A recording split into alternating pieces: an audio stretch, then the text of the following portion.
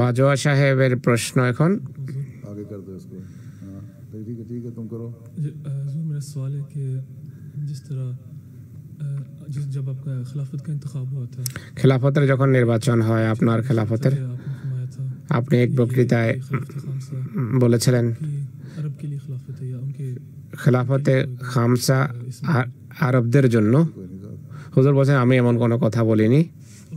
शायद औदे साहब औदे साहब को लेक्चर तो कोई नहीं था, बात मैंने कहा था। हाँ লেকচার দিইনি আমি। হ্যাঁ আমি এটি বলেছিলাম যে कहा था कि इस दौर में এই যুগে मुझे उम्मीद है कि अरबों में আমি আশা করি আরবদের মাঝে ব্যাপক পরিসরে আহমদিয়তের প্রসার ঘটবে, আর এটি হচ্ছে আল্লাহ তাআলার ফজলে। मुतालिक मैंने सवाल था कि किस हद तक इस खिलाफत में खिलाफत खामसा में हदें तो अल्लाह ताला जानता है, हमने तो কতটা হবে হুজুর বলছেন যে আল্লাহই জানেন।